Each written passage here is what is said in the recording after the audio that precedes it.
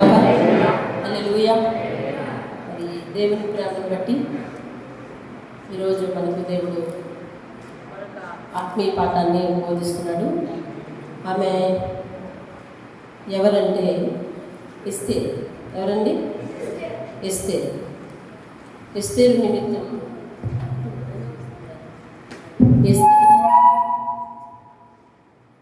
ఎస్తేరు నిమిత్తం ఈరోజు దేవుడు మాట్లాడబోతున్నాడు. ఎస్తేరు గ్రంథం యోగు ముందుంటుంది, నెహెమ్యా తర్వాత ఉంటుంది. 414వ పేజీ ఎస్తేరు గ్రంథానికి మొత్తం చూడండి. ఎస్తేరు ఒక సాధారణ యువతి, కానీ రాణి అయింది. ఒక సాధారణ యువతి రాణి అయింది. మరి దేవుడు అలాగూ రాణి అవ్వగలగడానికి ఒక సాధారణ యువతిని, ఆత్మీయ స్థితిలో దేవుని మీద ఆధారపడిన ఒక సాధారణ మామూలు, ఒక పేద, ఒక అనాథ. ఒక మాటలో చెప్పాలి అంటే ఆమె అనాథ. ఆమె తల్లిదండ్రులు ఇరువురు కూడా లేరు. తల్లిదండ్రుల పెంపకం తెలియదు, ప్రేమ తెలియదు. అటువంటి ఒక సాధారణ యువతి, ఒక పేద, అనాథ, ఒక దేశానికి రాణి ఎలా అయ్యిందో దేవుడు ఈ ఎస్తేరు గ్రంథంలో మరి ఇనుముడింపజేశాడు. దేవుని స్తోత్రాలు. తర్వాత ఎస్తేరు గ్రంథం ద్వారా మనం నేర్చుకునే ఆత్మీయ పాఠాల్లో మరి ముఖ్యమైనది ఏంటంటే, దేవుడు తనను ప్రేమించే వారిని ఉన్నత స్థానంలో ఉంచగలగటానికి ఎవరినైనా గద్దె దింపిస్తాడు, ఎవరి మనసునైనా కరిగిస్తాడంతే. దేవుని స్తోత్రం. అలాగే ఈ ఎస్తేరు గ్రంథంలో మనం నేర్చుకోవలసిన మరొక ఆత్మీయ పాఠం కూడా దేవుడు మన ముందు ఉంచుతాడు. మనం ఎవరెవరిని ఏ ఏ స్థానాలు మనకు ఇస్తున్నాడో ఆయా స్థానాల్లో దేవుని ఉద్దేశం మీద ఉండదు. ఆ ఉద్దేశాన్ని బట్టే మనం ఆ స్థానంలో లేదా ఆ ప్రాంతంలో లేదా ఆ జనం మధ్య ఉండడానికి దేవుని సంకల్పం ఉందన్నట్టు ఈ గ్రంథం నిరూపిస్తుంది. కాబట్టి మనము నిమిత్త మాత్రంగా మన బ్రతుకు మనము, మన సంపాదన మనము, మన బట్ట లేదా మన తిండి, మన బ్రతుకు, మన జీవితం మనము అనే సాధారణ బ్రతుకుని క్రైస్తవులు బ్రతకపోవడం. క్రైస్తవుల యొక్క ఉద్దేశం ఎప్పుడు ఎలా ఉండాలంటే, దేవునికి నేను ఏ రీతికి ఉపయోగపడాలి అనే స్థితిలో ఆలోచన ఉండాలి. ఎందుకంటే దేవుడు తన సమయం వచ్చినప్పుడు ఎవరిని ఎక్కడ ఎప్పుడు ఎలా ఉపయోగించుకుంటాడో, అలా ఉపయోగించుకోవడం కోసం ఎవరిని ఎలా ఆశీర్వదిస్తాడో అన్నీ కూడా మనం ఈ గ్రంథంలో చూస్తాం. దేవుని స్తోత్రం కలదు. అది అహశ్వేరోషు రాజుగా ఉన్న దినములవి. చూడండి, హిందూ దేశంలో కూషు దేశం వరకు కూడా 127 సంస్థానములకు అధిపతి అహశ్వేరోషు. మొదటి అధ్యాయం మొదటి వచనం. 127 సంస్థానాలకి అధిపతి రాజు అహశ్వేరోషు అనే రాజు. తనకి వస్తి అనే ఒక భార్య, రాణి పేరు ఏం పేరండి? వస్తి. ఈయన ఈ 127 సంస్థానాల వారికి విందు చేయాలని అనుకున్నాడు. 127 సంస్థానాలకు కూడా విందు చేయాలనుకున్నాడు. ఎలాగా? అధికారులందరికీ ఒకసారి, సామాన్యులకి, మిగతా ప్రజలకి అందరికీ ఒకసారి చేయాలనుకున్నాడు. అలాగే అధికారుల్ని, వారి సేవకుల్ని, అంటే మొత్తం ఏమంటారు, పరిపాలన విభాగాన్ని అంతటినీ ఒకరోజు విందుకి పిలిచాడు. మీరు 3వ అధ్యాయంలో చూడండి. తన ఏలుబడి యందు 3వ సంవత్సరంలో అధిపతులందరికీ, సేవకులందరికీ కూడా విందు చేశాడు. తర్వాత ఏం చేశాడంటే, వీళ్ళ విందు అయిపోయిన తర్వాత తన రాజ్యంలో మహిమగల ఐశ్వర్యాలు, మంచి మంచి వస్తువులు, వారి యొక్క, చూడండి అక్కడ పదం రాసింది, మహాత్యాతిశయ ఘనత. మహాత్యాతిశయ ఘనత. 4వ వచనం. అతడు తన మహిమగల రాజ్యం యొక్క ఐశ్వర్య ప్రభావములను, తన మహత్యాతిశయ ఘనతలను అనేక దినములు, అనగా 180 దినాలు ఎగ్జిబిషన్ పెట్టాడు. కనపరిచినంటే అర్థం ఏంటంటే ఎగ్జిబిషన్ పెట్టాడు. ముందు వాళ్ళకి విందు, తర్వాత వీళ్ళకేమో 180 రోజులు అంటే 6 నెలలు ఎగ్జిబిషన్ పెట్టారు.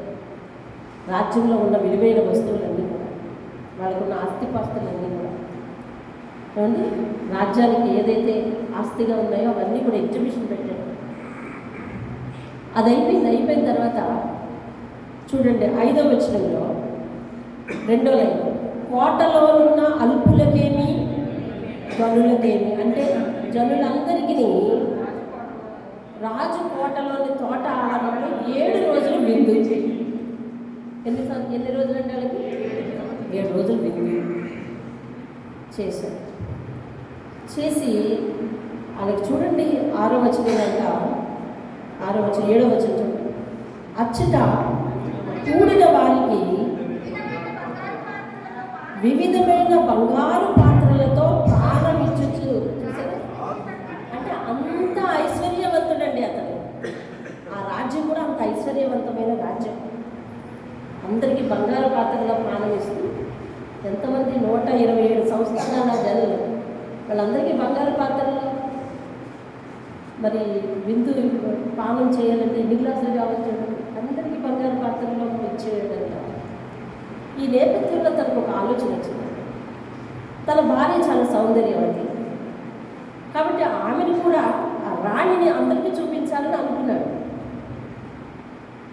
కాబట్టి ఆమెను 7వ రోజు ఫైనల్ డే అందరికీ మద్యంతో విందు చేయించాడని అక్కడ రాసి ఉంది. ఇక్కడ సామాన్యులు ఉన్నారు, అల్పులు ఉన్నారు, అందరికీ కూడా రాణిని చూపించాలని ఉద్దేశంతో. ఆమె చాలా అందంగా ఉంటుంది. ఇప్పుడు వరకు తన రాజ్యంలో ఉన్న చాలా అందమైన వస్తువుల్ని, ఐశ్వర్యమైన వస్తువుల్ని చూపించాడు అందరికీ. అలాగే నాకు వ్యక్తిగతంగా నాకు కూడా ఒక అందమైన భార్య ఉంది అని చూపించదలిచాడు అని వాక్యాన్ని మనం పరిశుద్ధంగా అర్థం చేసుకుంటే బాగుంటుంది. మరి కొంతమంది బైబిల్ నిపుణులు చెప్తారు, అతను తాగి ఉన్నాడు కాబట్టి ఆమె సౌందర్యం చూపించడానికి అన్నట్టుగా చెప్తారు. అట్లా అయితే మరి అక్కడ ఆమె రాగానే ముందుకు వెళ్ళమని చెప్తారు. అలాగ అయ్యి ఉండదు. ఎందుకనంటే ఇప్పటి వరకు అతనికి ఉన్న శోభ ఏదైతే రిచ్నెస్ అందరికీ చూపిస్తున్నాడు. ఎగ్జిబిషన్ పెట్టాడు చూసారా 180 రోజులు. అలాగే తన సొంత ఇంటి వారిని, భార్యను చూపించాలని అనుకున్నాడు. అది అయిన తర్వాత ఆమె ఏం చేసిందంటే, ఆమె కూడా పనిలో ఉంది. ఆడవాళ్ళందరినీ అంతఃపురంలో అందరినీ పోగేసి, అలాగే అధిపతుల భార్యలను పోగేసి ఉండొచ్చు ఆవిడ. ఆవిడ కూడా విందు చేస్తుంది అక్కడ, ఆవిడ పనిలో ఉంది. ఎందుకింత ఆయన అక్కడ విందు చేస్తున్నాడు అందరికీ, ఇక్కడ ఈమె కూడా విందు చేస్తుంది. అందరూ పండగ వాతావరణంలో ఉన్నారు. ఈ సందర్భంలో ఈయన ఏం చేశాడంటే, తలుపుకు వచ్చిన ఆలోచనకు ఆమెను కబురు పెట్టాడు. కబురు పెడితే ఆమె ఈ సమయంలో అందరి ముందుకు వచ్చి కనిపించలేకనో మరి పనిలో ఉండవు మరి ఏమో, కానీ నేనైతే రాను అని చెప్పింది. ఈ రాను అని చెప్పిన విషయం ఎవరితో చెప్పింది? పనివారితో చెప్పింది. ఇప్పుడు యజమాని పనివారితో కబురు పెట్టాడు, ఈమె పనివారికి నేను రానని చెప్పింది. కాబట్టి పనివారి దగ్గర రాజు కావాలి కదా ఫస్ట్ ఆఫ్ ఆల్. అందుకని ఈ విషయాన్ని రాజుకు తెలియచేస్తే రాజు కొంచెం పాపగించుకొని అక్కడున్న అధిపతులందరితో మీటింగ్ చేసి, నేను పనోళ్ళను పంపిస్తే నా భార్య రాను అని చెప్పింది.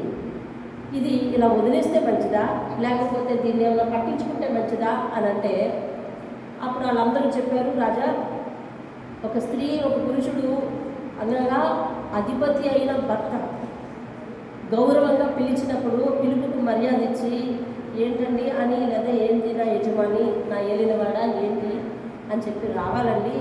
పైగా మీరు దేశానికి రాజునే రాజు భార్య తృణీకరిస్తే సామాన్యుడి భార్య అసలు లెక్క చేయదు. కాబట్టి దీన్ని మనము చిన్న విషయంగా తీసుకుంటే రాజ్యంలో ఎవరు కూడా, ఏ ఇంట్లో ఆడవాళ్ళు ఎవరికి మాట వినరు, అప్పుడు రాజ్యంలో గొడవలు వస్తాయని దీన్ని తీవ్రతరం చేశారు. తీవ్రతరం చేసిన తర్వాత ఇప్పుడు వస్తీ ఇక మీద నుంచి రాజ్యానికి రావడానికి వీల్లేదు. రాజు పిలిస్తే రానందు చేత ఆమె నుంచి రాణి స్థానం నుంచి ఆమెను తొలగిస్తున్నాము అని చెప్పి మరి ఆజ్ఞ వేశాడు రాజు. దేవునికి స్తోత్రం కదా. ఈ సందర్భాన్ని దేవుడు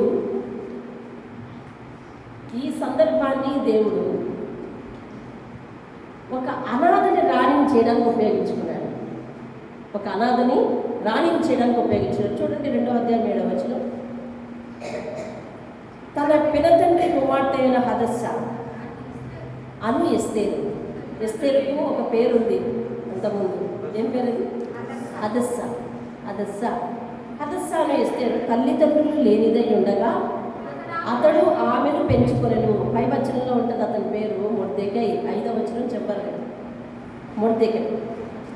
మొర్దెకై అన్నవరస అవుతాడు సాధారణంగా. కొన్ని లేఖనాల ప్రతులు ఏమని చెప్తాయంటే మేనమామ అని చెప్తాయి. కానీ ఇక్కడ పినతండ్రి కుమార్తె అనేసరికి అన్న చెల్లెల వరుసనే అర్థం చేసుకోవాలి మనం. ఆమె తల్లిదండ్రులు లేకపోయేసరికి ఈయన ఇక తన సొంత జీవితం కొరకు ఆలోచించకుండా ఆమెను పెంచుకుంటూ వచ్చాడు. వచ్చినప్పుడు ఈ రాణి స్థానం ఎప్పుడైతే ఖాళీ అయిందో ఈ అహశ్వేరోషు కోటలో, రాజు కోటలో రాణిగా ఉండగలందరకు అర్హత కలిగిన వారినందరినీ మరి రాజు మరి ఎవరిని కోరుకుంటాడు అని చెప్పి చాటింపు వేస్తే ఈమెను కూడా పంపించాడు మొర్దెకై. పంపిస్తే ఆమె అక్కడికి వెళ్ళిన తర్వాత చాలా వినయంగా భయభక్తులు కలిగి ఉంది. వెళ్ళేటప్పుడు ఒక మాట చెప్పాడు. 10వ వచనం చదవండి. వెళ్ళేటప్పుడు ఒక మాట మొర్దెకై, నీ జాతి గురించి చెప్పమ్మా, నీ జాతి గురించి చెప్పద్దు అని చెప్పాడు. ఆమె అలాగే బుద్ధిగానే ఉంది. తర్వాత రాజు ఎదుటికి వెళ్ళాలి అంటే చాలా సౌందర్యంగా తయారై వెళ్ళాలి. ఆ సమయం వచ్చినప్పుడు రాజు వీళ్ళందరినీ రెడీ చేయడానికి ఎవరినైతే పెట్టారో వాళ్ళు చాలా చాలా ఆభరణాలు ఇస్తూ ఉంటారు, వీళ్ళు కూడా అడుగుతూ ఉంటారు. కానీ ఎస్తేరు మాత్రం ఏమీ అడగలేదు. ఆయన ఎలాగైతే వెళ్ళమన్నాడో అలాగే వెళ్ళడానికి సిద్ధపడింది. ఇక ప్రత్యేకంగా నేను ఆకర్షణీయంగా కనపడటానికి నాకు ఎక్స్ట్రా ఏమైనా కావాలి అని చెప్పి ఏమి అడగనట్టుగా లేఖనాలు చెప్తాయి. అంటే మొర్దెకై పెంపకం చాలా ఆత్మీయంగా ఉంది, ఆడంబరంగా లేదు, దేవునికి ఇష్టకరంగా ఉంది, వినయంగా ఉంది, విధేయతగా ఉంది, లోక ఆడంబరాన్ని ప్రేమించేలా లేదు మొర్దెకై పెంపకం. సరే, ఈమె వెళ్ళిన తర్వాత ఆమెకేం కలిగిందంటే చూడండి, ఆమెకేమైందంటే చూడండి 17వ వచనంలో 2వ అధ్యాయము 17వ వచనం చూడండి. 17 స్త్రీలందరికంటే రాజు ఎస్తేరును ప్రేమించును, కన్యకలందరికంటే ఆమె అతని వలన దయాదాక్షిణ్యములు పొందెను. అతడు రాజ్య కిరీటమును ఆమె తల మీద ఉంచి ఆమెను వస్తికి బదులుగా రాణిగా నియమించెను. దేవునికి స్తోత్రం కలిగి.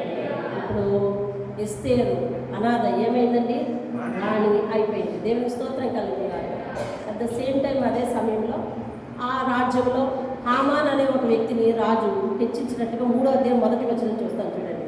ఈ సంగతులు అయిన తర్వాత రాజైన అహశ్వేరోషు హమ్మోదాత కుమారుడు అగాగీయుడకు హామానును గనపరిచి వానిని హెచ్చించి వాని పీఠం తన దగ్గర ఉన్న అధిపతులు అందరికంటే ఎత్తుగా ఉంచాడు. కాబట్టి రాజు గుమ్మములున్న రాజసేవకులందరూ రాజాజ్ఞసారముగా మోకాళ్ళుని అతనికి ఏం చేయాలంట?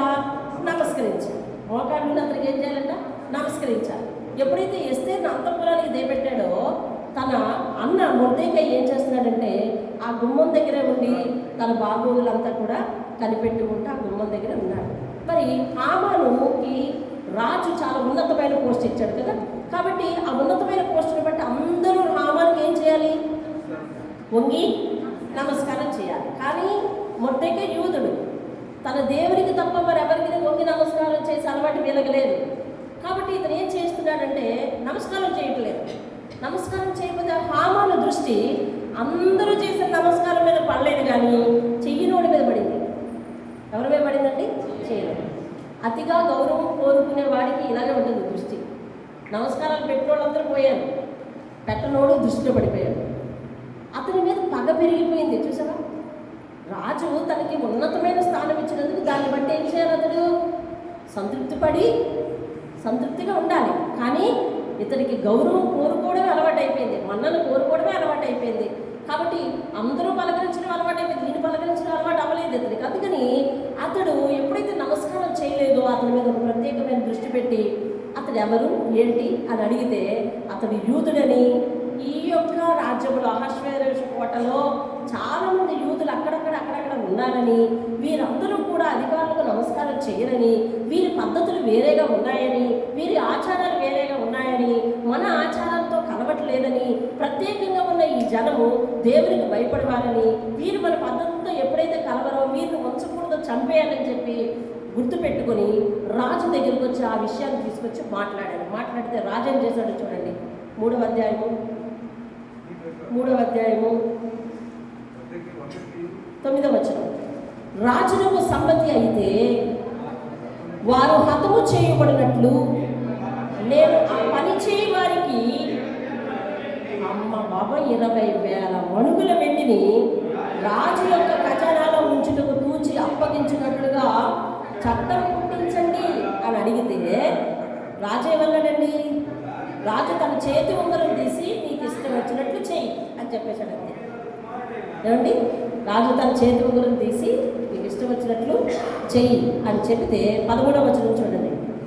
ఆదారు అను 12వ నెల 13వ దినమందు యవ్వనులనేమి, వృద్ధులనేమి, శిశువులనేమి, స్త్రీలనేమి, యూదులందరినీ ఒక్క దినమందే పొత్తిగా నిర్మూలన చేసి వారి సొమ్ము కొల్లపుచ్చుకొని మనని కాకీయులు అంచెవారి చేత రాజ్య సంస్థానాలన్నింటికి పంపబడెను. ఇంతటి ఏర్పాట్లు చేసిన వాడు ఎవరు అంటే ఒక్క హామాను. కారణం చిన్నది. కారణం ఎంతదండి? చిన్నది. ఏంటా చిన్నది? నమస్కారం చేయలేదు, విష్ చేయలేదు, అది చిన్నది. చూసారా? చిన్న కారణాన్ని మనసులో పెట్టుకొని కుళ్ళిపోతే కనుక పెద్ద కక్ష అయిపోతుంది. ఈ ఎస్తేరు గ్రంథంలో దేవుడు అనే పదం కనిపించదు, కానీ నేర్చుకోవలసిన ఆత్మీయ పాఠాలు ఇంచుమించు 25 కంటే 50 కంటే ఎక్కువ ఉంటాయేమని నా ఉద్దేశం. తరచు చూస్తే ఆత్మీయ పాఠాలు కనిపిస్తున్నాయి. ఒక్కొక్క వచనం నుంచి ఒక్కొక్క లెసన్ నేర్చుకోవచ్చు అన్నట్టు ఉంటుంది. అదేవిధంగా కారణం చిన్నది, కానీ అది మైండ్లో పెట్టుకుని దృష్టి పెట్టడం వలన ఇతనికి దేని మీద దృష్టి ఉందంటే ఎవరైతే పొగడలేదో వాళ్ళ మీద దృష్టి పడిపోయింది. పొగిడిన వాడు అందరినీ వదిలేశాడు, పొగడని వాళ్ళ మీద దృష్టి పడిపోయింది. అది ఎప్పుడైతే మనసులో ఉండిపోయిందో ఆ మనసులో పెద్ద బండరాయి అయిపోయి కుళ్ళిపోయి అతనికి సంతోషం చివరి వరకు లేదండి. చివరి వరకు మీ లేఖనాలు చూపిస్తాను మీకు. అతనికి ఆ చిన్న కారణం చేత సంతోషం చివరి వరకు లేదు. ఎవరైతే చాలా చిన్న విషయాలను పట్టించుకుని పెద్ద భూతత్వంలో చూస్తారో వాళ్ళకి జీవితాంతం మనస్ఫూర్తిగా నవ్వడం రాదు, మనస్ఫూర్తిగా సంతోషించలేరు. దేవుడిచ్చిన చిన్న జీవితంలో ఉన్నదానితో తృప్తి పొంది, ఉన్నదానితో దేవుడికి స్తుతులు చెల్లించి, కృతజ్ఞతలు చెల్లించి, ఉన్నదానితో సంతృప్తి పొంది, ఉన్నదానితో వాళ్ళు అందరితో కలిసి ఉండేందుకు మనం నేర్చుకోవాలి. హామాను అలా నేర్చుకోలేకపోతున్నాడు. అధికారం దర్పం చూపిస్తున్నాడు అందరి దగ్గర. అందరు నమస్కారం లేస్తున్నారో లేదా చూస్తున్నాడు. ఎవరు చేయలేదో ఆమె దృష్టి నిలిపేశాడు, మనసులో పెట్టుకున్నాడు. చూసారా? కాబట్టి ఇదంతా ఎంత ప్రమాదమైంది. ఇప్పుడు ఈ విషయం మొర్దెకైకి తెలిసింది. మొర్దెకైకి తెలిసిన వెంటనే వాళ్ళందరూ ఏం చేస్తున్నారని తెలుసండి? 3వ వచనం చూడండి, 4వ అధ్యాయం 3వ వచనం. రాజు యొక్క ఆజ్ఞయు శాసనములు ఏ సంస్థానంలో వచ్చిన? ఎందుకంటే వీళ్ళకి ఎంతండి? ఎన్ని సంస్థానాలు లేనివి? 127 సంస్థానాలు. అన్ని సంస్థానాలకి ఇచ్చేసాడు ఈయన. ఏ సంస్థానములకు వచ్చినో అక్కడ ఉన్న యూదులు ఉపవాసం ఉండి మహాదుఃఖముతో, చూసారా? దేవుని ప్రజలకు సమస్య వస్తే ఏం చేస్తారండి? మొట్టమొదట ఉపవాసం ఉండి దుఃఖముతో, అంటే కన్నీటి ప్రార్థన చేస్తారు. దేవుని స్తోత్రం. ఉందా? ఆత్మీయ మాట ఉందా? కష్టం వస్తే ఏం చేయాలంట? ఉపవాసం ఉండి కన్నీటి ప్రార్థన చేయాలి. మోకాళ్ళు వంచకుండా, దేవునితో మొండివాదం చేయకూడదు. మన మోకాళ్ళు వంచాలి, మోకాళ్ళు ఉంచి ప్రార్థన చేయాలి. మోకాళ్ళు ఉంచి ప్రార్థన చేసి దేవుని అడగాలి.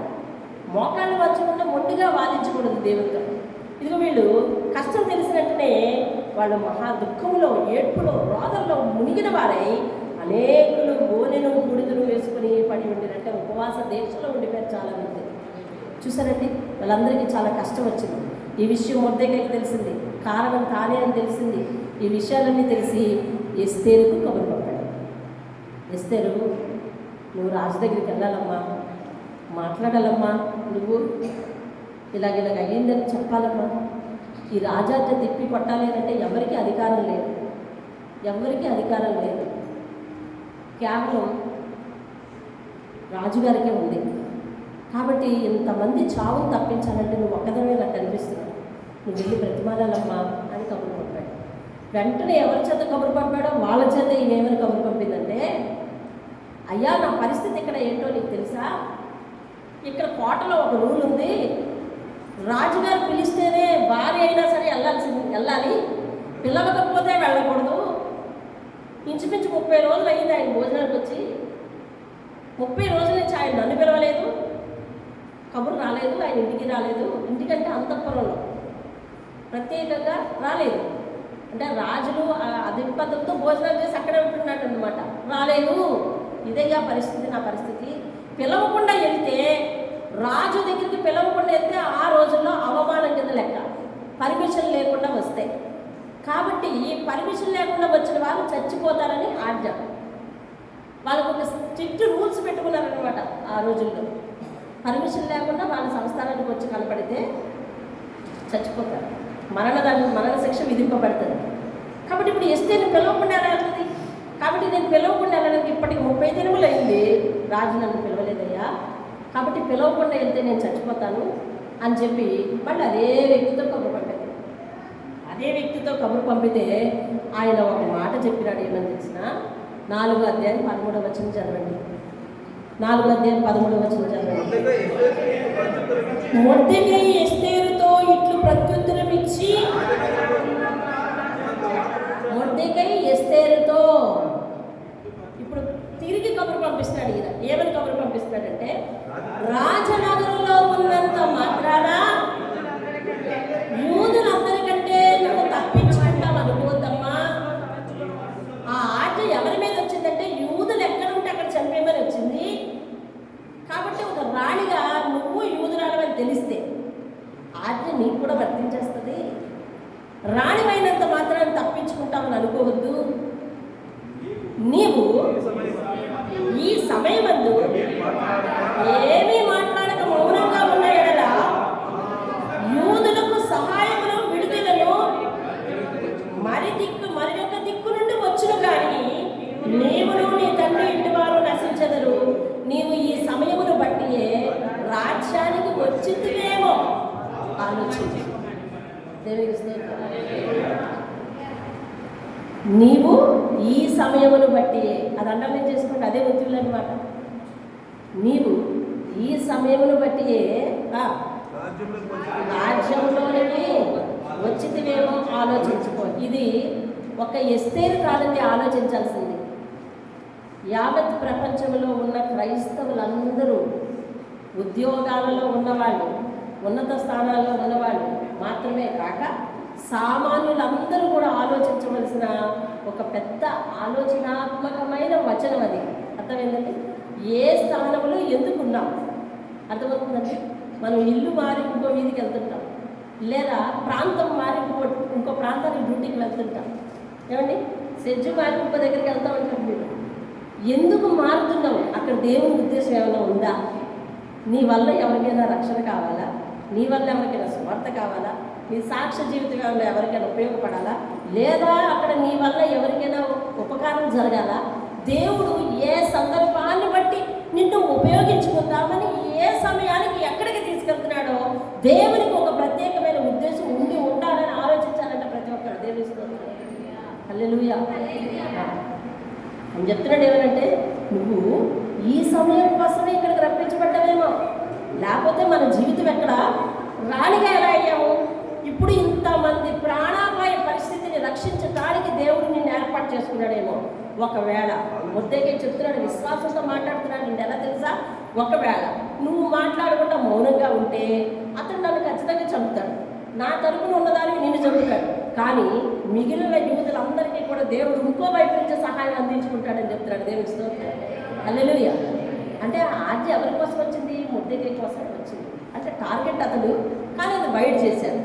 కాబట్టి ఇప్పుడు ఏమని చెప్తున్నాడంటే, మొట్టమొదటిగా నేను, నా కుటుంబమైన నువ్వు చచ్చిపోతావు, మిగిలిన వారికి మాత్రం దేవుడు ఏదో ఒక విధాన సాయం అందిస్తాడు. దేవుని స్తోత్రం కాదు. కాబట్టి నువ్వు ఆ స్థానంలో ఉన్నావు కదా, నాకెందుకులే ఈ రిస్క్ అని అనుకోవద్దు, రిస్క్ అని అనుకోవద్దు. ఎక్కడ ఉన్నావో అక్కడ దేవుడు పని చేయడానికి ఆలోచించమ్మా అని చెప్తున్నాడు. దేవుని స్తోత్రం కాదు. ఈరోజు ఈ ఆత్మీయ పాఠాలు మనందరూ కూడా ఆలోచించాలి. మనం ఏ స్థానంలో ఉన్నాము, ఎవరితో మాట్లాడుతున్నాం, మన కింద పరివారా, పై పరివారా, లేకపోతే అధికారులా, మనతో సాక్ష్యం చేసే వాళ్ళు, అక్కడ మన పద్ధతుల విషయం సాక్ష్యంగా ఉంటున్నామా? మొర్దెకై లాగా విడిగా సరే వాళ్ళతో కలిసిపోకుండా ఉండగలుగుతున్నామా? మన ప్రవర్తన విభిన్నంగా ఉందని తెలుస్తుందా? మనం అన్నిటితోనూ రాజ్యపడమని, అన్నిటితోనూ కలిసి మాట్లాడేమని, అన్ని పద్ధతులతోనూ కలిసిపోమని మనకి విడిగా అర్థమవుతుందా? మన సాక్ష్యం వాళ్ళకి ఏమైనా పనికొస్తుందా? దేవుని ఎంతో ఆనుకున్న వాళ్ళు దేనిని నమ్మరు, దేవుణ్ణే నమ్ముతారనేది కాళ్ళకి అర్థమవుతుందా? నీ వలన ఎవరికి ఏ విధమైన పాఠం అందాలో, ఎవరికి ఏ విధమైన ఉపకారం జరగాలో, ఎందువలన అక్కడ ఉన్నావో ఆలోచించుకో. నువ్వు ఈ సమయంలో బట్టే అంతఃపురానికి రప్పించబడ్డావేమో ఆలోచించు అని చెప్పి ఒక బలమైన మాట పంపిస్తే వెంటనే అతనితోనే మళ్ళీ తిరిగి కబురు పంపించింది. ఏమైనా తెలుసా? అయ్యా అన్నా, నువ్వు చెప్పిందంతా బాగానే ఉంది, కానీ నేను రాజు ఎదుటికి వెళ్తే చచ్చిపోతానయ్యా. అంతే కదా, వాళ్ళ ఊరిని బట్టి ఏం చేయాలండి? పిలవకపోతే వెళ్తే చచ్చిపోతాను. సరే, నువ్వు చెప్పిన దాన్ని బట్టి దేవుని పని కోసమే నేను ఇక్కడ ఉన్నానని అన్నావు కాబట్టి, యూదులందరూ ఏ దేవుడిని అయితే ఉపవాసం ఉండి ప్రార్థన చేస్తున్నారో, నువ్వు ఉపవాసం ఉండి ఏ దేవుడికి ప్రార్థన చేస్తున్నావో ఆ దేవుడి పని నిమిత్తమే నేనైతే అర్థమైందా? ఇందువలననే నేను ఈ అంతఃపురంలో ఉండినట్లయితే, ఎంతమంది జనం యొక్క రక్షణ నా చేతిలో ఉన్నట్లయితే, నేను ఒక్కదాన్ని వెళ్ళి చచ్చిపోతున్నాను అన్నయ్య, వెళ్తానంటున్నాను దేవుడితో. కానీ నాకు సహాయం కావాలి. ఏంటిదది? మీరందరూ నా కోసం ఉపవాసం ఉండండి. చూసారా, దేవుడు అనే మాట కనిపించలేదు, కానీ వాళ్ళందరూ ప్రార్థనతో సిద్ధమవుతున్నారు. ఇందాక బ్యాడ్ న్యూస్ తెలిసింది. ఎవరు ఏం చేశారండి? ఉపవాసం ఉండి చెప్పాలి, మీరు రెస్పెక్ట్ అవ్వాలి. ఉపవాసం ఉండి ప్రార్థన చేశారు. వాళ్ళకు బ్యాడ్ న్యూస్ తెలిసింది, వెంటనే ఉపవాసం ఉండి ప్రార్థన చేసింది. ఇప్పుడు ఈవిడ ఏం చేస్తుంది? ప్రాణాలకు తెగించెళ్తున్నప్పుడు ఆవిడేమంటుంది? నా కోసం ఉపవాసం ఉండి మీరు ప్రార్థన చేయండి. ఎందుకని? మీ ప్రార్థన నాకు ధైర్యాన్ని ఇవ్వాలి. దేవుడితో అర్థమవుతుందండి. దేవుని నమ్మిన వారందరికీ భయం ఉండదా? మీరు ఒక క్వశ్చన్ చెప్పండి, జవాబు చెప్పండి. భయం ఉంటే మరి మీరేం దేవుని నమ్మారు అనొచ్చా? కాదు. దేవుని నమ్మిన వారికి భయం ఉంటుంది, కానీ భయంతో పాటు దేవుని మీద నమ్మకం ఉంటుంది. వాళ్ళేం భయం చూడలేదు. దేవుని నమ్మిన వారికి భయం ఉంది, కానీ ఆ భయాన్ని వారు దేవుని మీద విశ్వాసంగా మార్చుకోవాలి. ఏమేస్తుంది? భయం ఉంటుంది. మీరేనా మీకు ఆపదలు వచ్చినప్పుడు భయం ఉంది అని మీరు చెప్పారు? నేను చెప్పలేదా? నాకు భయం వేసిందని చెప్పాను కదా, నేను కూడా చాలా అడలిపోయానని చెప్పాను కదా. ఇదేంటి మరి మీకు ఆత్మీయ పాఠం చెప్పేదని నేను ఎందుకు అడలిపోయాను? అది భయం ఉంటుంది, కానీ ఆ భయాన్ని దేవుని మీద విశ్వాసంగా మార్చుకోవాలండి. దేవుని హల్లెలూయా. ఎలా మార్చుకోవాలండి? దేవుని మీద విశ్వాసం. దేవుని మీద మన భయాలు దేవుని మీద విశ్వాసంగా మారాలి అంటే మనం వెళ్ళాల్సింది ఎక్కడికో తెలుసా? దేవుని యొక్క కృపాసనం దగ్గరికి, అంటే ప్రార్థనలోని. దేవుని ఎక్కడికి వెళ్ళాలి మనము?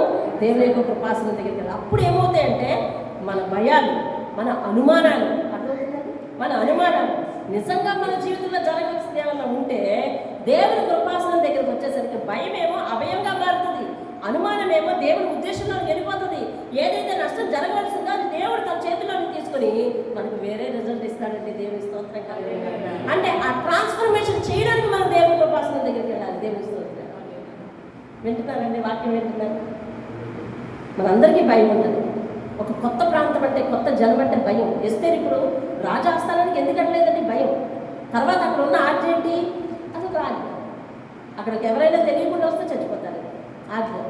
ఇలాంటి సందర్భాల్లో యూదులందరి రక్షణ తన చేతిలో ఉంది, తన మాటలో ఉంది అని తెలిసిన తర్వాత ఆమె ఏం చేస్తుందంటే, ప్రాణాలకు తెగించి వెళ్తానన్నా, కానీ నా కోసం మీరు అందరూ ఏం చేయాలి? అప్పుడు చెప్తుంది చూడండి, 16వ వచనం. మొత్తేకైతే మరలా ఇట్లా నేను నీవు పోయి శూషన్ నందు కలబడిన యూదులందరినీ సమాజ మందిరంలో సమకూర్చి నా నిమిత్తం ఉపవాసం 3 దినముల అన్నపానములు చేయకుండుడి. ఉపవాసం అన్నపానాలు చేయకూడదండి. ఏ దేవుడి గురించి ఏంటి చూసారా? చేయకుండుడి. నేను నా పనికత్తెలను కూడా ఏమంటున్నావిడా? మీరు ఉపవాసం ఉండండి, నేను ఉపవాసం ఉన్నాను, నేను నా పనికత్తెలు కూడా ఉపవాసం ఉంటాను. మనకు భయం వేసినప్పుడు అందరికీ చెప్తాం ప్రార్థన చేయండి అని చెప్తాం. మరి మనం చేయాలి. మనం ఏం చేయాలి? మనం కూడా చేయాలి. తెలుసా దేవుడు ఈరోజు ఏం చెప్తున్నాడు? మనకు భయాలు ఉన్నాయి, మనకు అనుమానాలు ఉన్నాయి. అవును కదా? ఒక సంఘటన వచ్చింది, మనకు ఒక సమస్య వచ్చింది మన జీవితంలోకి, భయం వేసింది, అనుమానం వస్తుంది. ఏం జరుగుతుందో, అలా జరుగుతుందేమో, ఇలా జరుగుతుందేమో, దాని రిజల్ట్ ఇలాగే ఉంటుందేమో అని అనుకుంటున్నాం. మనం రిజల్ట్ వేరే ఊహిస్తున్నాం. దేవుని సన్నిధికి వెళ్తే భయాలు ఏమవుతాయి? అభయాలుగా మారుతాయి. అనుమానాలు దేవుని చేతుల్లోకి వెళ్ళిపోతాయి. దేవుని ఆ ఫలితాన్ని దేవుడు మార్చి మనకిస్తాడు. అంటే మనకున్న అనుమానాలని, భయాలని దేవుని దగ్గర ట్రాన్స్ఫర్మేషన్ చేయడానికి ప్రార్థనలో కూర్చోవాలి. హల్లెలూయా. మన భవిష్యత్తు గురించి భయాలు ఉన్నాయి, అవును కదా? రేపేంటి అనే భయం ఉంది, భవిష్యత్తు గురించి భయం ఉంది. మనం కొత్త ప్రాంతానికి వెళ్ళాల్సి వస్తే భయం, కొత్త జనంలోకి వెళ్ళాల్సి, కొత్త ఉద్యోగుల్లోకి వెళ్ళాల్సి వస్తే భయం, కొత్త బాధ్యతలకు వెళ్ళాల్సి వస్తే భయం. అయితే మనం దేవుని కృపాసనం దగ్గరికి వచ్చి మన భయాన్ని ఆయన చేతికిస్తే ఆయన ట్రాన్స్ఫర్మేషన్ చేస్తాడు. దేవుని స్తోత్రం. హల్లెలూయా. ఇప్పుడు ఎస్తేర్ అంటుంది, అన్న నువ్వు చెప్పినట్టు చేస్తాను, కానీ నాకు ప్రార్థన సహాయం కావాలి అని వాళ్ళని చెప్పి పంపించేసింది. ఇవిడేం చేస్తుంది? పరిగెత్తులందరినీ తీసుకుని ఉపవాసం ఉంటుంది. దేవుని స్తోత్రం కలుగుగా. రైట్. ఆ రోజు వచ్చింది 3 రోజుల ఉపవాసం ఉండమంది. 3వ రోజు తర్వాత కబురు రాలేదు, ఫలితం రాలేదు, ప్రార్థనకు ఫలితం రాలేదు. 3 రోజుల లోపల కబురు వస్తుందేమో అనుకుంది, కబురు రాలేదు. కాబట్టి ఇక తెగించింది. ఎందుకని చెప్పింది కదా ఆ మాట ఏమని, నేను చచ్చిపోయినా వెళ్తానని చెప్పింది. వెళ్ళి అంతఃపురం బయట రాజు కనుసన్నల్లో కనబడేటట్టు నిలబడితే రాజు చూసి ఆమె ఎంత దయగలిగిందని రాశాడండి. హల్లెలూయా. అదిగోండి 5వ వచనము చదవండి. రాణి అయిన ఎస్తేరు ఆవరణంలో నిలిచి ఉండే రాజు చూడగా ఆమె యందు అతనికి దయా. దేవుని స్తోత్రం. మరణ దండం ఏమైందండి? దయగా మారింది. దేవుని స్తోత్రం కాదు. చెప్పకుండా ఎందుకు వచ్చావు? లేదు, చూసారా? అసలు రూల్ ఏంటి? చెప్పకుండా రాకూడదు. చెప్పకుండా ఎందుకు వచ్చావు? కానీ మరణదండము, మరణ శాసనం ఎలా మారిందండి? దయగా మారింది. దేవుని స్తోత్రం కలుగునుగా. అప్పుడు అతడు రాజు తన చేతిలో ఉండి బంగారు దండం ఎస్తేరు తట్టు చాపాడు. అంటే బంగారు దండం చాపితే నువ్వు ఎలా చేస్తున్నా, నిన్ను లోపలికి రా అని అర్థం. దేవుని స్తోత్రం కాదు. వెళ్ళింది లోపలికి. అప్పుడు అడిగాడు, అమ్మా ఏం కావాలి, నీ మనమేంటి, నీకేం కావాలమ్మా అని అడిగితే సింపుల్గా, బాబు ఇది సంగతి, మా వాళ్ళందరూ భయంలో పడ్డారు, మా వాళ్ళందరికీ ప్రాణగణం ఉంది, చెప్పలే. అయ్యా ఇది మాట్లాడే సమయం కాదు. చూసారా, క్రైస్తవులుగా మనం నేర్చుకుంటుంది. అందుకే ఎస్తేరు గ్రంథాలు అడుగడుగున ఆత్మీయ పాఠాలే ఉంటాయని చెప్పాను నేను. వెళ్ళి ఏం చెప్పింది తెలుసా? అయ్యా భోజనానికి రండి అని చెప్పి. ఎందుకంటే అందరికంటే అక్కడ ఉన్న అధిపతులు అందరికంటే పెద్దోడు ఒకడున్నాడు. ఎవడు? హామాను. అయ్యా మీరు రాజు తర్వాత రాజు అంటాడు అనమాట. రాజు మీరు హామాను భోజనానికి పిలిచింది. అర్థమైందా? అసలు ఏం చేయాలా? ఎమర్జెన్సీ కదండి, డేట్ వచ్చేస్తుంది.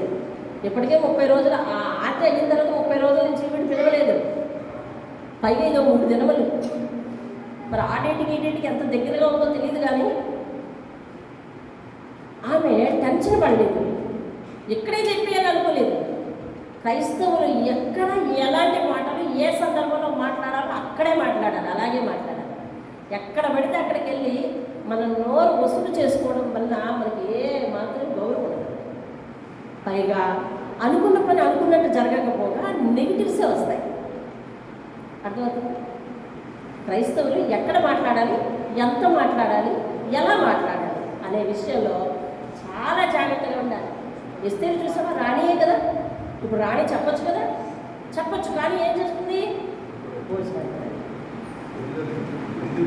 అలాగా ఆయన కూడా తీసుకురండి చెప్పింది. అర్థమైందా? వచ్చాను. వచ్చిన తర్వాత మళ్ళీ అడిగాడు రాజు, అయ్యా అమ్మా నీ మనమేంటి అడుగు, రాజులో సర్వైనా నీకు ఇచ్చేస్తాను. లేదయ్యా రేపు కూడా రండి. మళ్ళీ చూసాం, రేపు కూడా రండి భోజనానికి అని చెప్పింది. ఎందుకంటే ఆమె ధైర్యం సరిపోవట్లేదు, అందుకని వాయిదా వేసిందండి. ధైర్యం సరిపోవట్లేదు, వాయిదా వేసింది. అయ్యా రేపు కూడా రండి. దేవునికి స్తోత్రం కలుగును కాక. ఇప్పుడు దేవుని మీద ఆమె ఆధారపడి, యూదులందరూ దేవుని మీద ఆధారపడటం వల్ల యూదులందరి ప్రాణ రక్షణ కొరకు ఒక అనాథ బాలికను దేవుడు రాణిగా చేసి ముందుగా ఆ రాణి స్థానం నుంచి ఇప్పుడు పని జరిగిస్తున్నాడు దేవుడు. పైగా రాణిగా ఉన్న ఆమె స్థానాన్ని మనసులో పెట్టుకోలేదు, కానీ నేలకు సాగిలపడి దేవుని పాదాల మీద మొల పెట్టుకుని ఆమె వెనకటి బ్రతుకును మర్చిపోలేదు కనుక, వెనకటి జన్మను మర్చిపోలేదు కనుక ఆమె దేవుని పాదాల దగ్గర సాగిలపడినందుకు దేవుడు ప్రార్థనకు ప్రతిఫలం ఇప్పుడు ఇస్తా ఉన్నాడు. దేవుని స్తోత్రం కలుగును. హల్లెలూయా. రేపు కూడా రండి భోజనానికి అని చెప్పి ఈ రేపు అనే వాయిదాలో దేవుడు ఎంత అద్భుతం చేశాడంటే ఈయన వెళ్ళి అంతఃపురంలో పడుకున్నాడు. ఎవరు? రాజుగారు. ఆయనకి నిద్ర పట్టలేదు. దేవుడు ఒక వ్యక్తిని, ఒక జనాన్ని రక్షించుట కొరకు, అతని కొరకు, దేవుని కొరకు ప్రార్థించిన వారిని రక్షించుట కొరకు అవసరమైతే ఎవరికైనా నిద్ర పట్టకుండానే చేస్తాడు, లేదా అవసరమైతే ఎవరినైనా గది తిప్పి మాట్లాడించేస్తాడు. దేవుని స్తోత్రం కాదు. ఉన్న పరిస్థితులను తారుమారు చేసేస్తాడు. కేవలం దేవుని యొక్క లక్ష్యం ఒకటే, ఆయనకి ఎవరైతే ప్రార్థన చేస్తున్నారో వారిని కాపాడటమే లక్ష్యం అండి. దేవుని స్తోత్రం కాదు. ఈ లోపల హామాను మొదటి రోజు ఎందుకు వచ్చాడు కదా, ఇంటికి వెళ్ళి పూసులు పెట్టాడు. ఇంకా అందరినీ పిలిపించి, ఆ కుటుంబస్తులను అందరినీ పిలిపించి ఏమనంటే, నాకు చాలా సంతోషంగా ఉంది. మనం చూస్తే రాజు అందరికంటే నాకు ఎత్తుగా సీట్ ఇచ్చాడు, నాకు మంచి పదవిని ఇచ్చాడు. రాజు తర్వాత ఏమైనా చేయాలి అంటే రాజు ఉంగరం కూడా నాకు ఇచ్చేసాడు, నేనే ముద్రేసి అన్నీ చేసేస్తున్నాను, చాలా సంతోషంగా ఉంది. కానీ అన్నాడు, కానీ గుమ్మం దగ్గర ఒకడు ఉన్నాడు, వాడు నాకు నమస్కారం చేయలేదు, వాడిని బట్టి చాలా బాధగా ఉంది. రాజు నన్ను ఒక్కడిని పిలిచింది రాజుతో భోజనానికి. ఎంత ఘనత ఉన్న నాకు మనసులో ఒక కుళ్ళుండిపోయింది.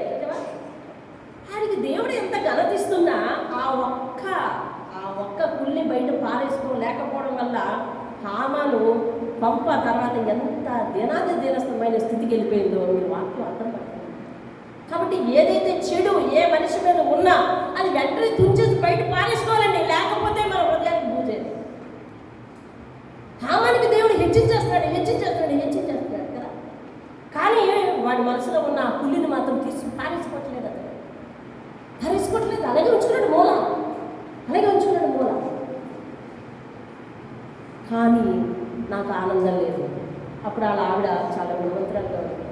వాళ్ళ బంధువులు, అంతెందుకు ఎలాగా రాణితో మాట్లాడుతున్నావు, రాజుతో మాట్లాడుతున్నావు, నీ లెవెల్ చాలా బాగా పెరిగిపోయింది కాబట్టి అర్జెంటుగా నువ్వు ముందు ఉరిపోయి చేయించేసి వెళ్ళి వాడి సంగతి తేల్చేయి, వెంటనే రాజు దాని మీద ఉరి తీయించేస్తాడు అన్నాడు. ఇది జరుగుతుంది ఇంటి దగ్గర సంభాషణ. చూసారా, మీరు వాక్యాన్ని చదవండి.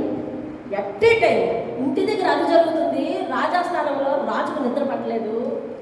నిద్ర పట్టినప్పుడు ఎవరైనా ఏం చేస్తారు, ఒక కథ చెప్పంటాడు రాజు ఎవరినైనా, లేదు అలా అనలేదు, లేదా పాత ఫోటోలు చూస్తారు, లేదు అనలేదు, లేకపోతే లాల్లో అటు ఇటు ఆకాశం చూస్తూ తిరుగుతారు, అలా చేయలేదు. రాజు సమ్మకం ముందు మినిట్స్ బుక్ ఉంది కదా, అంటే ఏమేమి జరుగుతాయో రాస్తారంటే దాన్ని మినిట్స్ బుక్ అంటారు, దాన్ని తీసుకురా అని ఎప్పుడో పాతకాలం నుంచి తిరిగేస్తుంటే ద్వారం దగ్గర ఉన్న కొంతమంది రాజు మీద హత్యా ప్రయత్నం చేసినట్టు మీరు 2వ అధ్యాయం చివరిలో చదవచ్చు. రాజు మీద హత్యాయత్నం చేసినట్టు, ఆ హత్యాయత్నం యొక్క ఊహ ఎవరికి తెలిసింది? మొర్దెకైకి తెలిసినట్టు, మొర్దెకై రాజు కబురు పెట్టినట్టు, రాజేమో వాళ్ళని గుర్తించినట్టు. కానీ మొర్దెకై చెప్పిన కబురు వల్ల రాజుకైతే ప్రాణహాని తప్పింది, కానీ ఆ చెడు వార్తను మరి ఆ రాజుకి అందజేసినందుకు మొర్దెకైకి ఏ గౌరవం కూడా దక్కదు. అప్పుడు రాజు పక్కన ఉన్న అతనికి అడిగాడు, మరి ఇంత మేలు చేసిన ఇతనికి ఏమన్నా ఉపకారం జరిగిందా అని అంటే, లేదయ్యా ఏం చేయలేదు మనం.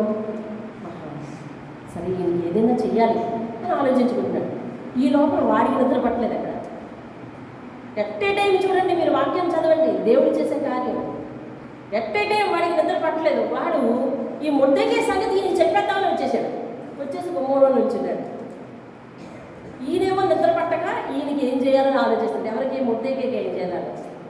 గుమ్మంలో ఎవరో ఉన్నట్టుంది చూడు అని అనగానే పనుడు వెళ్ళి చూశాడు. ఇంకెవరంటే మన హామానే, రైట్ పిలు, నా కుడి కొంచెం అతనే కదా అని అనగానే వచ్చాడు. హామాను రాజు ఎవరినైనా గౌరవం పరచాలంటే ఏమేం చేయాలయ్యా అని అంటే చెప్పాడు.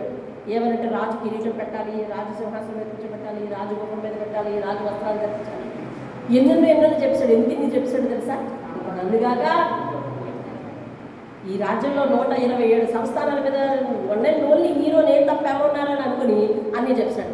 ఆమెను అయితే అర్జెంటుగా తెల్లవారులంటే మొర్దెకైకి అవన్నీ చేయగలిగాడు. దేవునికి స్తోత్రం కలిగింది. వీడికి ఇంకా బాధికమైంది. చేయడం అయితే చేశాడు, కానీ మళ్ళీ ఇంటికి వెళ్ళి మొహం మీద కంటే బొట్టేసుకుని బాగా నొక్కించాడటండి. మళ్ళీ ఇలా ఆడవాళ్ళందరూ ఏమయ్యా అలాగే ఎడుతున్నావు అని అంటే ఇదిగో ఇలా జరిగింది. ఎందుకు ఇవాడు ఎలాగ భోజనానికి వెళ్తావు కదా చెప్పు అని అంటే అప్పుడు భోజనానికి వెళ్ళి కూర్చున్నాడు పాపం. రాజు అడిగాడు, రాణి నీ మనం ఏంటి? ఇప్పుడు చక్కని మాటంతా చెప్పింది, అయ్యా నేను పేద్దాన్ని, నా జన్మ ఎన్నికైన వారు కాదు, కానీ మీ సంస్థానంలో బతుకుతున్నాం మేము. మా మీద ఒక దుష్టుడు హత్యా ప్రయత్నం చేస్తున్నాడు, మా జన్మందరినీ చంపించేద్దాం అనుకుంటున్నాడయ్యా. మేము మీ రాజ్యంలోకి వచ్చి బతుకుతున్నామయ్యా అంటే ఆయన అంటున్నాడు, ఆ దుష్టుడు ఎవరు అని అంటే ఇదిగో మీతో భోజనం చేస్తే నీకు హామనే, ఇదిగో మీతో భోజనం చేస్తే నీకు హామనే. అయితే వీడికి ఏం చేయాలా?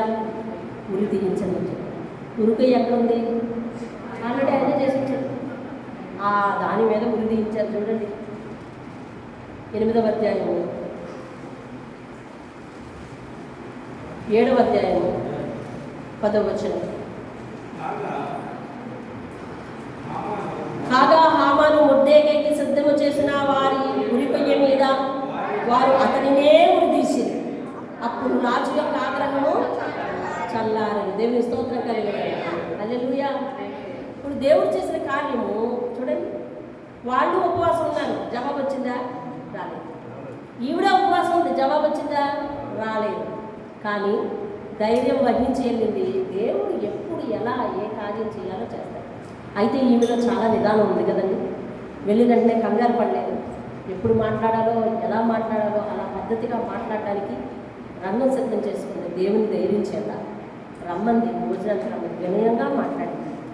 ఆమె గురించి ఆమె చెప్పుకునేటప్పుడు చాలా వినయంగా చెప్పింది, అయ్యా మా జనం ఇలా కాదు, మా మీద హత్యా ప్రయత్నం చేసినారయ్యా అని అంటే వాళ్ళెవరు అనగానే చూపించింది, ఈయనేనండి అని చూపించింది. వెంటనే గురి తీయించేశారు. చూడండి 9వ అధ్యాయం 14వ వచనం.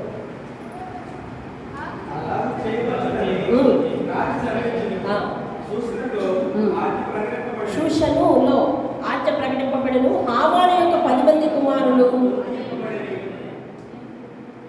ఒక్కడు చేసి కుట్రండి. ఇదంతా ఒక్క చిన్న విషయం కోసం వచ్చింది. దేనికోసం తెలుసా? నమస్తే చేయలేదు, నమస్తే పలకరించలేదు, అంతేనా? మన మాటలో చెప్పుకుందామండి, పలకరించలేదు. ఈ విషయాన్ని మనసులో పెట్టేసుకున్నారు. అది పెద్దది అయిపోయింది. చివరికి ఎక్కడికి వచ్చింది తెలుసా? చుట్టి తన తలకే చుట్టుకుంది. చుట్టుకొని తన కుటుంబం కూడా పోయిందండి. ఇప్పుడు చూసారా? అప్పుడు వెంటనే మొర్దెకైకి దేవుడు రాజు ఉంగరం ఇచ్చాడు, అన్నీ చేశారు. ఇప్పుడు ప్రార్థన నెరవేర్చినందుకు, కార్యం చేసినందుకు వాళ్ళు ఏం చేస్తున్నారో చూడండి.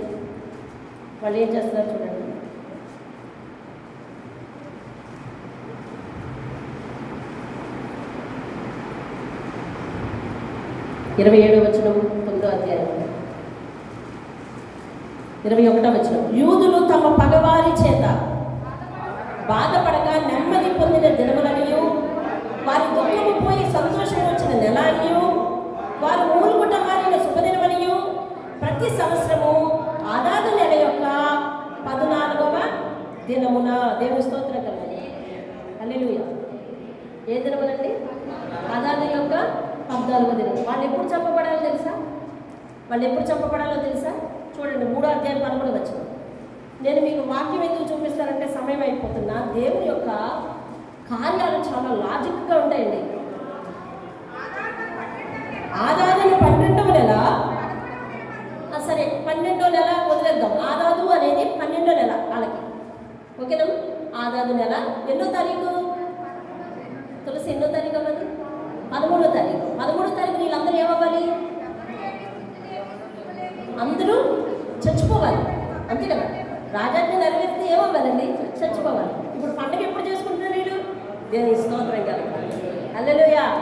చచ్చిపోయి శవాలై తేలవలసిన వాళ్ళు, అర్థమవుతుందండి, మరొక దినము ఆయుష్ పొడిగింపబడి వారి జీవితంలో దుఃఖమే పోయి, శ్రమే పోయి, ఆటంకమే పోయి, శత్రువే పోయినందుకు ఆ మరుసటి రోజులో చూసారా? అంటే రేపు అనే రోజు వాళ్ళకి లేదు కదా. 13వ దినంతో రేపు అనే రోజు లేదు. వాళ్ళు ఊహించలేదు అసలు.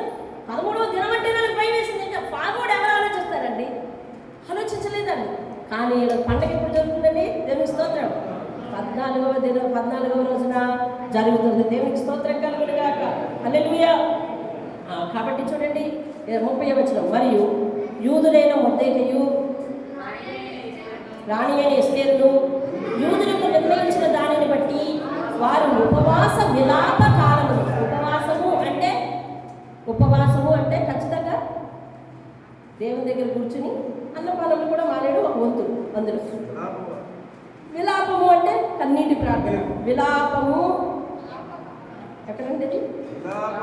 విలాప కాలంలో ఏర్పరచుకొని అది తమ మీదను తమ వంశపు వారి మీదను ఒక బాధ్యతను ఎంచుకొని వాటిని జరిగించదమని ఒప్పుకొని నా ప్రకారముగా ఈ పూరిమను పండుగ దినములను స్థిరపరచుటకు అతడు అహశ్వేరోషు యొక్క రాజ్యమందుకు 127 సంస్థానంలో ఉన్న యూదులందరికీ వారి క్షేమం కోరినట్టు విశ్వాసార్థములగునట్టు మాటలు గల పత్రికలు పంపెను. ఇలాగున ఎస్తేరు యొక్క ఆజ్ఞ చేత ఈ పూరిమి యొక్క సంగతులు స్థిరమై గ్రంథములో రాయబడెను. దేవుని స్తోత్రం కలుగును.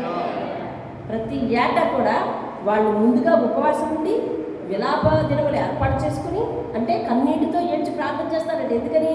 నిరుడు ఇదే రోజుల్లో మనం చనిపోవలసింది కదా అని. దేవుని స్తోత్రం కలుగును గాక. ఇది మేలు గుర్తుంచుకోవాలంటే ఎలాగండి? గుర్తుంచుకోవాలి.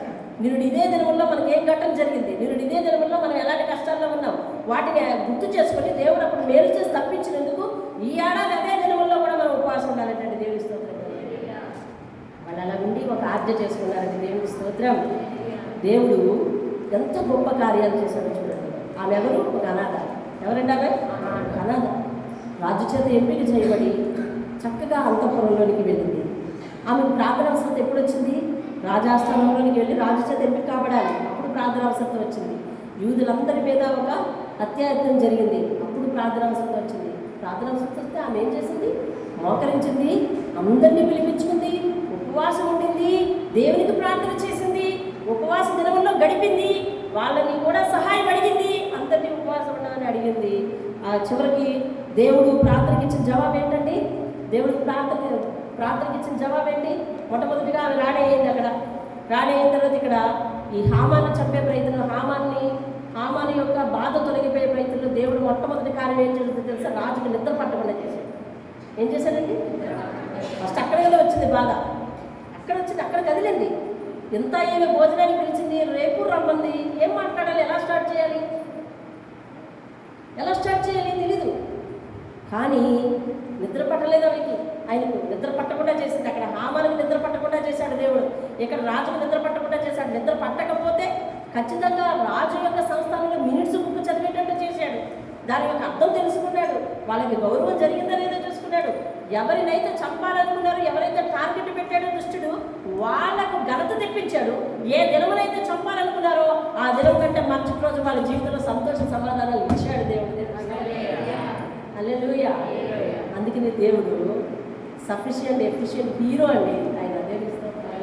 ఆయన ఎప్పుడు ఎవరిని ఎలా కదపాలో, ఆయన నమ్ముకున్న వారి కోసం ఎవరి హృదయాలు ఎలా మార్చాలో. అందుకనే మనం ఎవరి విషయంలోనైనా సమస్యగా ఉంటే మనం బాధపడద్దు. ఈ సమస్య ఎలా పోతుంది, లేకపోతే వాళ్ళే పోతే ఈ సమస్య పోతేమో ఇలా అనుకోకూడదు. ఎలా పోవాలి ఈ సమస్య? హామాను చచ్చిపోవటం ఎస్తేరు లక్ష్యం కాదు, అవునా? కాదు. మొదటికే లక్ష్యం కూడా కాదు. వాళ్ళు బ్రతకాలి, అంతే. వాళ్ళు బ్రతకాలి. అదే విన్నపం దేవుడి దగ్గర పెట్టారు.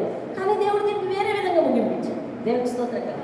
ఎందుకు వేరే విధంగా? హామాను చావే దీనికి ముగింపు ఎందుకు? హామాను చావే దీనికి ముగింపు ఎందుకు? ఆలోచించారా? ఆలోచించండి. ఒక మాట చెప్తాను. హామాను చావే దీనికి ముగింపు. వాళ్ళు కోరలేదు కదా చచ్చిపోలేదు. హామాను మారిస్తే రాజు మనసు మారితే చాలదండి. రాజు మనసు మారింది, మొర్దెకైని కనపరిచారు, సరిపోదా? ఇంకా అలాగా ఆజ్ఞ కూడా నీ ఒకరు ఇచ్చే, ఇంకా నీకు ఆజ్ఞ లేదు, రాజు ఆజ్ఞ లేదు, ఏమీ లేదు, నువ్వు ఒక సామాన్యుడిగా ఉండు, నీ పోస్ట్ తీసేస్తున్నాడు అంటే సరిపోదా? కానీ హామాను యొక్క చావే దీనికి సమాధానం ఎందుకు అంటే పరిశుద్ధాత్మ చెప్పినట్టు దేవుడు హామానుని హెచ్చించాడు. ఫస్ట్ హెచ్చించాడు, అంతటితో ఆయన ఆగలేదు. మరలా హెచ్చించాడు, అంతటితో ఆయన ఆగలేదు. రెండవ రోజు కూడా భోజనానికి ఆహ్వానం వచ్చింది, అంతటితో ఆయన ఆగలేదు. దేవుడు హామాన్ని హెచ్చించుకుంటా వెళ్తే హామాను దేవుని ప్రజలను చంపాలని ఆలోచిస్తున్నాడు. దేవుడు హామాన్ని హెచ్చించుకుంటాడు. అలాగే దేవుడు మనల్ని హెచ్చించుకుంటూ వెళ్తే మన హృదయంలో కోపంతో కూడిన ఆలోచనలు, గర్వంతో కూడిన ఆలోచనలు, ఎదుటి వారి నాశనానికి సంబంధించిన ఆలోచనలు మనకు ఉండకూడదు.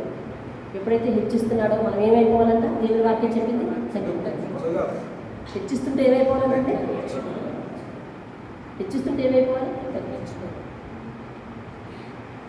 తగ్గిపోవాలి. మనం హెచ్చిస్తున్న కొద్ది మనలో నుంచి ఏమనుంటే తీసే చాలు. దేవుడు నాకు గౌరవించడం అంతే చాలు. ఇంకా నేను ఎవరిని పట్టించుకోను, ఎవరి మీద కోపం పెట్టుకోను అన్నట్టున్నాను. దేవుడు నన్ను బ్రతికిస్తున్నాడు అంతే చాలు. ఇంకా నా హృదయంలో ఏమీ పెట్టుకోను, అందరితో సమాధానం ఉంటాను అన్నట్టున్నా. దేవుడు నా ఇంటి వాళ్ళని ఆరోగ్యం ఉంచాడు చాలు. ఇంకా నా మనసులో ఏదీ పెట్టుకోను, దేవుడిని చూస్తాను అన్నట్టున్నా. దేవుడు హెచ్చిస్తున్న కొద్ది మనం ఏమైపోవాలని తెలిసింది? తగ్గిపోవాలి. హామాన్ అట్లా చేసినాడా? చీల. కాబట్టి హామాన్ యొక్క చావే దేవుడు దీనికి ముగించాడు. దేవుని స్తోత్రం కాదు. కాబట్టి దేవుడి గొప్ప కార్యాలు చేశాడు. ఆ నెల చూసారా? ఆధార నెల 13వ తేదీ వాళ్ళ చావు. కానీ అదే ఆధార నెల 14వ తేదీ వాళ్ళ పండగ. దేవుని స్తోత్రం కలిగి కాదు. ఇవి ఒక్కరోజేనండి, ఒక సంవత్సరమేనా? ప్రతి సంవత్సరం అదే తేదీన వారు పండగే చేసుకుంటారు. దేవుని స్తోత్రం కలిగి కాదు. రేపు అనే భవిష్యత్తు లేని మన జీవితాలకు దేవుడు భవిష్యత్తునే కాక ఆయుష్ను పొడిగించే దేవుడు అని దేవుని స్తోత్రం కలిగి. హల్లెలూయా. ఈరోజు మనం ముగింపు అనుకుంటున్నాం, కానీ దేవుడు దాన్ని పొడిగించి అనేక మందికి సాక్షులుగా మనం నిలబెట్టగలరు. దేవుని స్తోత్రం కలిగిన కాక. ఈరోజు ఏ కష్టమైతే లేదా ఏ తక్కువ ఆలోచన అంటే, తక్కువ ఆలోచన అంటే ఏంటి? దేవుడు ఇంకా నా పరిస్థితిని మార్చలేదు, ఇది తక్కువ ఆలోచనే.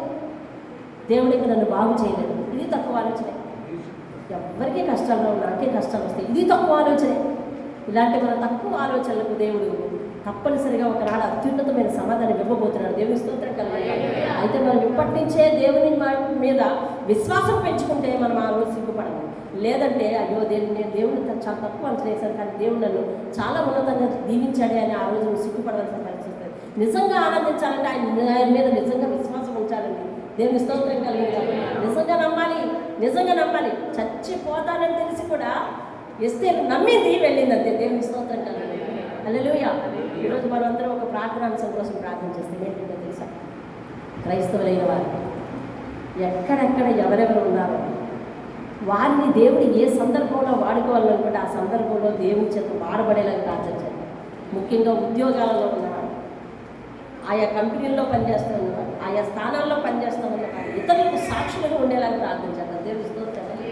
వారు దేవుని యొక్క దయా సంకల్పం బట్టి ఆ స్థానంలో ఉన్నారేమో దేవుని యొక్క ఉద్దేశాలు వారి ద్వారా నెరవేరాలని ప్రార్థన చేద్దామండి. దేవుని స్తోత్రం కలిగి. ఈరోజు ప్రార్థన సమయం క్లియర్గా అర్థమైంది. ఈ సమయమును బట్టి మీరు ఆ స్థానంలో ఉన్నారేమో అంటే అలాగా మనము దేవుని యొక్క ఏ ఉద్దేశాన్ని బట్టి మనం అక్కడ ఉన్నామో, మన బంధువుల మధ్యకి వెళ్తున్నాం, అన్యుల మధ్యకి వెళ్తున్నాం. ఎందుకో తెలుసా? నీ ద్వారా వాళ్ళకి సాక్షి కనిపించాలి. దేవుని స్తోత్రం. హల్లెలూయా. మనలో చాలా మందికి బంధువులందరూ అన్యులే, కానీ వారి మధ్యకి వెళ్తున్నాం అంటే నీ సాక్ష్యం వారి మధ్య కనిపించాలి. అందును బట్టే నువ్వు వాళ్ళ మధ్య ఉన్నావేమో. దేవుని స్తోత్రం కదా. ప్రార్థన చేద్దాం. ఈరోజు ప్రార్థన క్లియర్గా అర్థం అవ్వాలి. దేవుని ఉద్దేశాన్ని నెరవేర్చడానికి మనం ఏ స్థానంలో ఉన్నా ఆలోచించాలి. దేవుని ఉద్దేశం మన విషయంలో ఏంటి? దేవునికి స్తోత్రం కలుగుతారు. దేవుడు హెచ్చిస్తుంటే మనం తగ్గిపోతూ ఉండాలి. దేవుడు దీవిస్తుంటే మనం తగ్గిపోతూ ఉండాలి. దేవుడు ప్రమాదాలను పాటిస్తుంటే మనం తగ్గిపోతూ ఉండాలి. స్థితినిచ్చాడో దాని గురించి ముందుగా స్తుతులు చెల్లించాలి. ఎస్తేరు రాణి అయ్యేందుకు ముందుగా దేవునికి స్తోత్రం కదా. మనల్ని ఒక ఉన్నతమైన స్థానంలో ఉంచాడంటే మనల్ని బట్టి దేవుడు ఏదో కార్యం చేయాలనుకుంటున్నాడు. స్తోత్రములు. ఉద్యోగాలు లేని వాళ్ళ ఇళ్లలో ఉన్నవాళ్ళు, వారికి పరిచయస్తులు ఎవరో, ఇరుగు పొరుగు ఎవరో, వారిని మార్చడానికి, వారి ఎదుట సాక్షిగా ఉండటానికి నువ్వు ఆ స్థలంలో ఉన్నావేమో. ఎవరికి వారు ఆలోచించుకుందాం. మనల్ని దేవుడు ఒక మాట అంటున్నాడు, మీరందరూ నా అంబుల పొందులో బలమైన బాణముల వలె ఉండాలంటున్నాడు. నువ్వు సేవకుడు, నువ్వు నా సేవకుడు, నేలో నుంచి నేను మరుగుపరుచుకుంటానంటాడు. ఆ మాటలు మనం మర్చిపోకూడదు. దేవుని ఎరిగిన మనము దేవునికి ఒక సైన్యం లాంటి వాళ్ళు. దేవుని ఎరిగిన మనము దేవునికి ఒక బాణాలు లాంటి వాళ్ళు. ప్రార్థన చేద్దాం.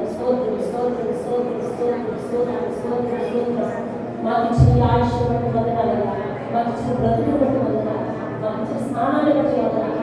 మేము నివాసం ఉంటున్న ప్రదేశాలను బట్టి వందనాలు, మేము ఉద్యోగాలు చేస్తున్న స్థానాలను బట్టి వందనాలు, మాకు ఇచ్చిన పోస్టులను బట్టి వందనాలు, మా సేవలోకానికి మాకు ఇచ్చిన పనులను బట్టి వందనాలు అయ్యా తండ్రి, ఆ ప్రాంతాలను బట్టి వందనాలు, మా చుట్టూ ఉన్న మనుషుల విషయంలో అయ్యా తండ్రి నీకు ఏ ఉద్దేశం మా విషయంలో ఉందో మా ద్వారా నెరవేర్చుకుంటున్నాం ఆయన. అయ్యా నీవు ఆయా ఉద్దేశాలను మా ద్వారా నెరవేర్చుకోవాలనుకున్నప్పుడు నీ పని చేయడానికి సిద్ధంగా ఉండగలడానికి సహాయం చేయండి అయ్యా.